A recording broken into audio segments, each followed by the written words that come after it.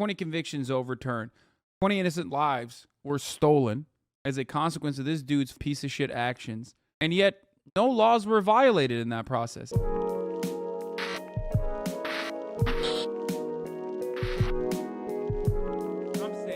All right, Joe Rogan is libbed the fuck up. First and foremost, he pushes back on, I guess it says minors should be forced to carry a rapist baby. By the way, being libbed up is literally like just having at least a crumb of humanity left in you, okay? That's, when I say Joe Rogan is libbed the fuck up, I mean it like sarcastically. So don't mistake that.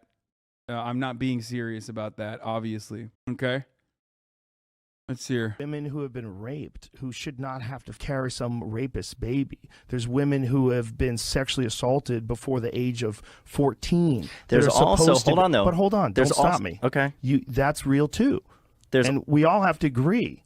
We have to agree on both of those things. There are also though, I'm not going to argue with you on that. Oh, Babylon B. He's like, he said, don't stop me. Is that what he said? Damn, Babylon his B. Babylon his B, Babylon B. What the God damn? That point, but I will say there are people who have been born of rape and are alive right now and are pro-life, and they go around speaking, talking about how I had a right to live, and they will go out there and make an argument, a pro-life case, and they're born of a rape. You don't have a right to tell a 14-year-old girl she has to carry a rapist baby. I'm just saying that. I'm just saying that's real. Yeah, notice how he's not talking about the mother in that situation. You know, the little girl. He's like, oh well, there's people who are like, I have a life to live. No, you don't. Like, no, you don't. That's not an argument you can make. That's fucking insane. Yeah, I understand what you're saying. Do you understand what I'm saying? Like, you don't have the right to tell my 14-year-old daughter she has to carry her rapist baby. You understand that? To look that woman in the eye who was born of a rape. Yo, I love when Republicans get that way because, like, Joe Rogan is, like, genuinely fucking agitated. Look at this. Look that woman in the eye who was born of a rape. Do you understand that? That's a 14-year-old child. If a 14-year-old child gets raped, you say that they have to carry that baby? I don't think two wrongs make a right. I don't think murder. I don't think murder is an answer to. I don't think murder fixes a rape. That's awesome. That's great. When you got Babylon B over here fucking popping off like this, you're gonna lose the audience. The end of the video merges so seamlessly with the beginning that you could almost watch the video for an eternity and think they were just making the same arguments over and over again. But Joe Rogan also had a good guest on. Well, it's an honor to meet you, Derek, especially after such high... Josh Dubin and Derek Hamilton from the Innocence Project. Let's take a look at what they had to say. So tell me your story. Like, what happened to you? Well, thanks for having me, and Josh, thanks for the accolades.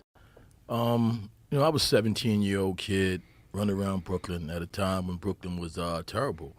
And I was a product of my environment. I was doing little robberies and, little dumb stuff that adolescents do. And I got on the radar of the police department.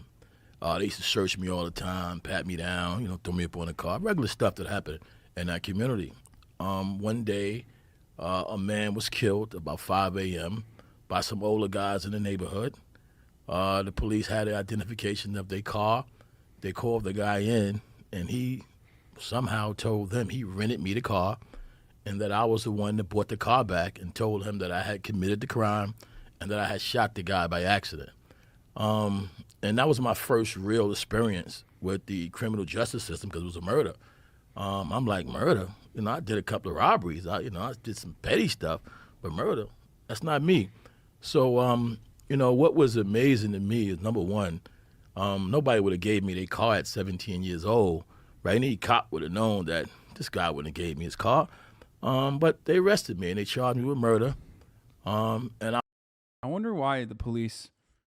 I wonder why the police did that. I can't for the life of me think of why the police would do that to a young black 17-year-old boy. I was convicted by a jury because they admitted grand jury testimony of a witness who came before the court and said, I never seen this guy at all. The police made me lie in the grand jury and say that I seen this guy. I'm not testifying. I refuse to testify. I'm not going to get up there and perjure myself.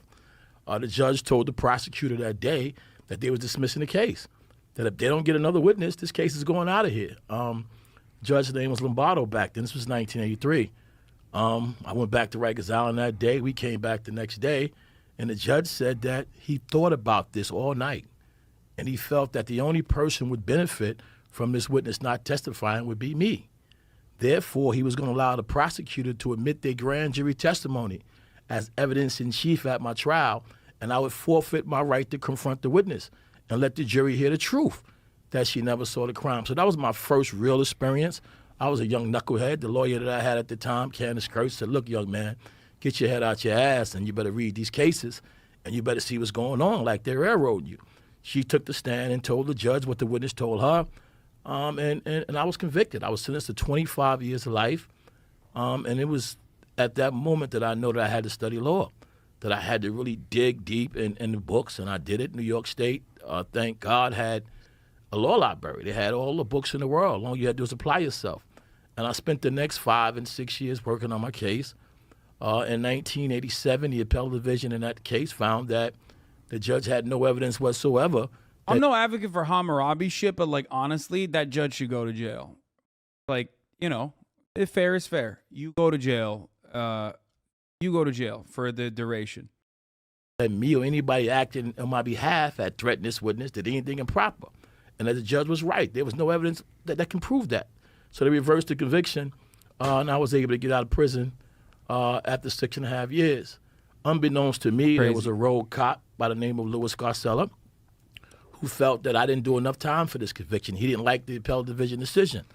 8 months later, I was in New Haven, Connecticut at a unisex salon that I had owned at the time. He came in that store and arrested me, told me I was going back to Brooklyn for a murder. And I'm like, a murder? Like, this can't be true. Like, again? Like, you know, how many times this happened? Went to New York. I was processed. About a year later, I went to trial. I was convicted. They brought a witness in by the name of Drew Smith, who said that she was present at the murder when her boyfriend was killed, that I was a gunman. I had a gun in my hand, and I shot this individual several times with this gun. But her original statement to the police said she wasn't there, that she never saw this crime. She was around the corner at a store. When she came back, her boyfriend was dead. The jury never heard that statement. But in any event, the ballistics evidence proved that this guy was shot with 2 different guns, that he wasn't shot in the building where she said he was shot at, but he was shot outside in the street. Despite this evidence, I was convicted. After I was convicted was when I learned that she had first told the cops at the crime scene she never saw the crime, but she had told it to a different detective. So I made a pro se motion to set aside the verdict. And in the motion, I argued that this detective that never came in that she gave the statement to could prove my innocence. And the judge ordered a hearing. For a year, he said, I can't give this guy a day in jail, let alone 15 years, which was the minimum. I want this witness to come back. The prosecutor said, I'm not calling her.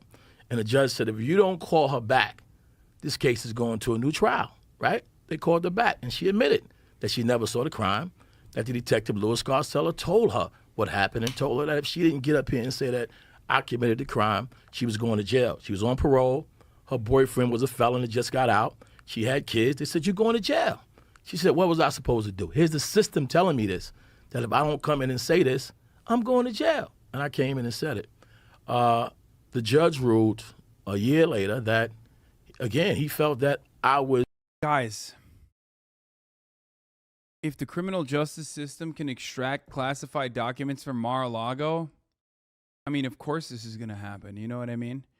On the one hand, you have this, which is, whatever, a man's life is taken from him unjustifiably by an unjust criminal justice system that is designed to churn out these sorts of results. And on the other hand, you have a billionaire fail son who failed upwards his entire life have a little bit of trouble with the federal authorities because he took some classified information and then refused to give it back when asked kindly. For the record, this is why I say these people are fucking ridiculous. Like the people who are like, oh my God, if it can happen to them, it can happen to me. It's like, dude, shut the fuck up, okay? It's already happening. He said there was a common thread of strings. I manipulated this evidence. Again, I called the detective.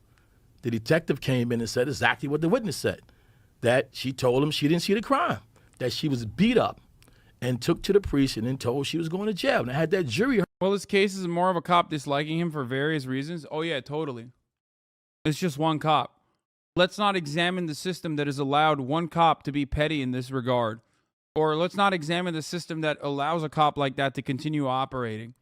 Let's just look at one cop. Yeah, just one bad apple. You heard that, there'd have been different results. At the trial, they told the jury that her first statement was the most important statement in this case.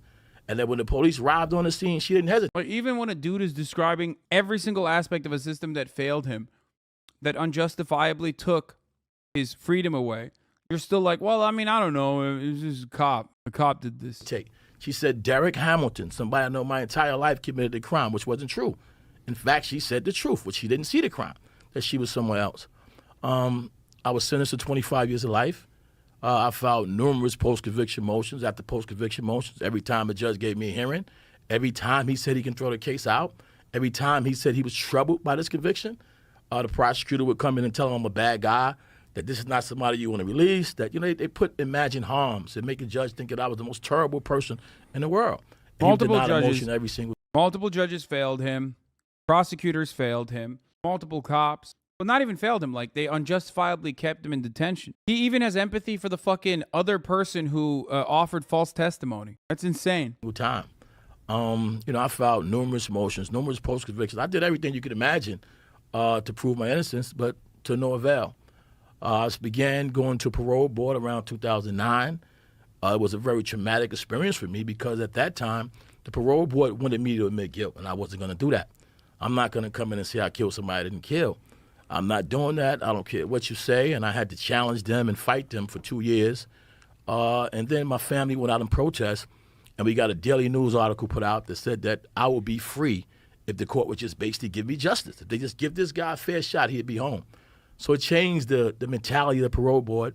They looked at all of my evidence, and they said, based on the evidence that you presented here, we believe in your innocence. Like, this evidence speaks for itself. Even the judge said you was innocent. I don't know what you're doing here all these years. And they released me. And at that point, I began a crusade. Because when I was in prison, there were several guys. We built something called the Actual Innocence Team. Guys who I was working in the law library, so I would read guys' case and check them out.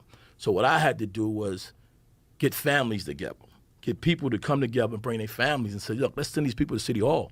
Let them know there's a lot of us in here. It's not just me. It's white, there's black, there's a bunch of us in here that got the same issue, that they're procedurally barring us. They're not looking at our case, they're just kicking it into the garbage. We don't want to hear it. Get out of here, right? Because they can. They had the power. So when we start bringing attention to these cases, it changed the whole dynamic. So when I got out, I joined that group, Family and Friends of the Romans Convictions. We had a PR guy by the name of Lonnie Sori who was helping us keep it together. And we just began blasting the prosecutors. We began protesting outside their offices and getting rid of them. The first one we was able to get rid of was Charles Hines in Brooklyn, the prosecutor that sent me to prison. We was able to remove him and put a progressive prosecutor in that agreed that he would look at these convictions if he was elected. So he got in, and in 2 years, he exonerated 22 people. And he found that there was a systemic racist problem in Brooklyn that was convicting the wrong people. Fortunately for me, the New York... Oh, shit. I guess it wasn't. Oh, fuck. I guess it wasn't just one bad apple. I guess it was a couple bad apples. Times reporter called me, and I believe it was 2000. I need you to understand, that conviction or that investigation is an insane investigation to even conduct. You end up literally investigating the very same people that are the police end up policing the police, okay? Which is precisely why in so many of those circumstances, plenty of them get to have long and wonderful careers and get fat pensions by the end of it, okay? The idea that they actually concluded or conclusively found racism within the way that policing was occurring in this situation implies that it had gotten so out of fucking control that a larger federal agency or federal government had to step in and say, you got to stop, dude. What the fuck are you doing? You're doing too much racism. Not the level of racism that is allowed, where we can like kind of look the other way. 12. And they said, why are people afraid of the police? And I just said, are you kidding me? Why are they afraid of the police? And I told them names of guys that I knew that was in prison that this cop set up. And a lawyer had contacted me and said that he was working on a case which this cop framed another guy by the name of David Ranta. And he said, in 2 weeks, there's going to be an article in New York Times that exposed this cop. And I told the New York Times reporter that. And I said, look, in 2 weeks, if it comes out, you come back to me and I'll take you to these guys. And she came back, Frances Rober. She came back and I took her to these guys. she got the prosecutor to agree to look at 50 of these cops' cases, 50 of them. And, 20 was exonerated so far, those guys. And I was exonerated in 2015. In 2014, for the first time in New York history, the Appellate Division Second Department ruled in my case that a freestanding actual innocence claim can be recognized under post-conviction motion. And they said that anybody that's innocent, the courts could no longer procedurally bar you. They got to reach the merits of your contentions. They just can't say, well, you should have raised this before, or your lawyer failed to do this before, or you should have did. You got to reach the merits of it. Get to the bottom line. Is this guy innocent or not? And when they gave me that opinion, it kind of like, in itself, exonerated me, because the prosecutor now had to hear my witnesses. I had alibis. I had police officers who said, look, this guy was in New Haven, Connecticut, not Brooklyn when this murder happened. We know because we seen him there. We was at a party with him. I had hotel receipts. I had many witnesses that could verify where I was at on a date in the town you kept. For the record, police or prosecutor misconduct is at the root of half of exoneration cases. At half. Specifically, just prosecutorial misconduct is 1 in 20, but when you add police misconduct into the matter, that's half. You understand? Fucking half, dude. That's insane. Those people should be going to jail.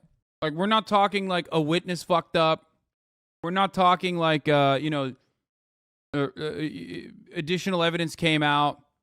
This is straight up like wrongly convicted black defendants were slightly more likely than whites to be victims of misconduct, especially in drug and murder investigations. Official misconduct. Ash was murdered. The courts were just throwing that evidence in the garbage. We, in fact, proved who committed the crime. The real murderer was present when the cops arrived.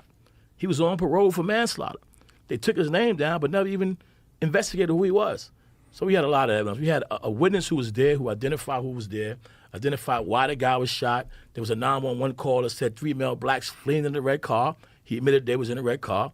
So they were just overwhelming evidence of my innocence, but courts was just throwing it in the garbage because of the prosecutor lied to them and said he's a bad guy. So my experiences taught me that, there's a lot of innocent people. I was in prison, man. Look, one thing about prison, and I tell people, they say, hey, everybody says they're innocent. That's not true, right? They may tell a lawyer that, but they're not going to tell a guy in the neighborhood with them that. I know you're guilty. I was with you. I know what you did. You told me. Everybody tells me. You're from the same neighborhoods. So it's a small minority of people that's in the law life. By the way, this is part of the reason why I always laugh at motherfuckers who say like, oh, Gavin Newsom is releasing 75,000 criminals into the streets tomorrow. Bro, you don't understand the process in which like there is a parole board that looks at your fucking good behavior. You don't know how many fucking awful situations you've had to dodge to even get to that level. Okay? You have no fucking idea. When you go into prison, you're automatically a criminal. Even if you went to prison under improper filings or a prosecutorial misconduct or whatever, it doesn't matter. You go into prison, now you're a criminal. You have to do crimes to survive in prison. That means you were able to dodge all of that despite of all of the despite of your interest in surviving prison that causes you to do literal fucking crimes. Okay? You then get in front of a fucking parole board. You get in front of a fucking parole board and they still don't let you out. Library every single day. If you go to the yard, guys are working out in the weight pile, right? They're playing basketball, but the innocent guys is in that law library every single day trying to find a way out. And that was me every single day. And I studied every book in there. I taught law classes, and I became very good at it. I mean, I was surprised. I went to college, right? When the lawyer gave me the first 2 cases and I read them, I was surprised how well I knew the cases. I was surprised how I comprehended them. And it was because of that that I kept going. And I found a civilian who liked me. He was working in the law library. And the first test I got was a 44. And he said, look, man, I'm not going to waste my time. You got to explain what that is. What a 44? A 44 was my grade on the test. I took a test. The first test he gave me was on the Constitution of the United States. I had to learn the 4th, 5th, 6th, 8th, and 14th Amendment. And I failed. I was playing. And he said, look, you're not going to waste my time. You're smarter than that. He challenged me. Next time I came back, I got a 97. So from that point on, I just started studying. I start gravitating to the older guys that knew more than me because I was young. They was willing to teach me, and I was like a young sponge, and I just loved what I did. I became passionate about it, and that's why I'm here now. Derek, what kind of repercussions are there for cops that do things like this? None. I mean, in our case, the statute of limitations has ran out on this cop. And let me just tell you about this cop. He didn't just do it in the police department. He left the police department, went into the DOE, the Department of Education, and he did it there. He framed the guy in the DOE. They later found out the guy did nothing wrong. They had to reinstate him. This is just his nature and his character. He just gets away with it? He gets away. What's his name? Louis Scarcella. And he's out there still? He's out there. He's still getting a pension. The city is still paying this guy. We still got cases today that we are fighting in court for him. James Jenkins, Nelson Cruz. They still actual cases that we're litigating. How many people do you think that guy wrongfully put in prison? You know, I'll tell you something that I didn't even tell you, Josh, about this one. And it's going to, this guy. By the way, for those of you who don't know, he is a retired detective for New York City Police Department who initially came to prominence during the crack epidemic of the 90s and 80s, earning frequent commendations before many of his investigations were overturned in the 2010s. Like he's got a fucking Wikipedia page for his misconduct. Worked on over 200 cases. My father was killed in 1988. He was the detective on that case. And I'll tell you something about that. He said that one of the guys snatched a confession out of his hand and ate it. I didn't believe that. I said, as much as I want people who may be responsible for my father's death, I can't trust this guy. I can't take nothing he say to be truth, right? Just recently, that case was overturned. Samuel Edmondson case because of his sloppy police work. So he says 200 cases he worked on. I would like to believe at least half of those guys are innocent. Well, a lot of them have been exonerated. How many Scarcella exonerations have there been? 20 to date. 20 to date. How does a guy not just get locked up immediately for that? Oh, I wonder how. Well, maybe it has something to do with the attitude that rich guys like you constantly fucking channel through massively popular media outlets about backing the blue and how difficult of a job the police have. And they're out there scaring the big bad guys, black guys specifically, that are breaking windows and rioting all the fucking time. Maybe the reason why they get away with this is because their entire purpose is to defend rich people against the scourge of poor people. Seems real difficult to frame hundreds of people. Is not. Not when the system allows it. Not when you get commendations for it. I don't really think Joe backs the blue that hard. Oh, come on, dude. Since COVID, since he moved to Austin, that motherfucker hasn't been backing the blue. He's been backing that ass directly into the blue cock, okay? Every day. God damn, dude. The only time he's like not back in the blue is when it was like, the George Floyd, Derek Chauvin case. That's it. And when he testifies, he has two lawyers with him now, right? I've never seen a witness come to court and have two lawyers standing with him. We object to it all the time. But, I mean, this is how much of a criminal he is. He had two lawyers standing with him all the time. And try to protect his rights. And he don't remember anything now. Like, he don't remember, Yeah. So what? Police are defunded too much. If they had more funds, maybe they could do more racist actions like this. You know what I mean? Of course, he don't recall nothing. You got to bring the police reports to him and say, that's your signature. Did you do this? But he don't remember anything, of course. Selectively, he don't remember anything. What's wrong with back in the blue? Man, I don't even know where to fucking begin, dude. I don't even know where to fucking begin. Holy shit. What's wrong with back in the blue? Everything. Public perceptions. Scarcella stated in 2018, I've done absolutely nothing wrong. I stand by my cases 100%. He has not faced any legal repercussions since retiring in 1999. In reviewing his cases, the Brooklyn District Attorney's Office has not charged Scarcella with breaking any laws during his NYPD service. I wonder what's wrong with backing the blue. 20 convictions overturned. 20 innocent lives were stolen as a consequence of this dude's fucking piece of shit actions. Okay? And yet, no laws were violated in that process. And it's true, no laws were probably violated because the laws are designed in a way to fuck over poor people, broke people, marginalized people. That's their fucking job. That's why if you back the blue, you're a fucking idiot. Okay? Oh, man. Even if Scarcella had, as a former prosecutor explained, he would not face legal charges because the statute of limitations is expired on his investigations. Although his 18 overturned cases have cost the state more than $53 million in legal damages, not including years of staff costs. Scarcella continues to receive his NYPD pension as state law prevents him from being stripped of it. Michael Palladino, president of the Detectives Endowment Association, has defended Scarcella as a political scapegoat of those with a desire to rewrite history. No, I do not think it's possible to fucking be a cop and change the system from within. No, I do not. I do not think that that is possible. If you are, quote unquote, a good cop, you will either be found suicided with 2 fucking bullets in the back of your head, or you'll be fired. The only cops that get fired are fucking ones that, actually speak out. There is no such thing. We're found in Big Bear in a burnt down cabin surrounded by the LAPD. Yeah, I mean, that's Dorner. Can't corner the Dorner. Yes, I did watch We Run the City on HBO. It was fucking incredible. It was great. And I highly recommend everyone to watch it. Fucking pieces of shit, man. Holy fuck. Love that Joe's still like, oh, what do you, I don't understand. Why is it like this?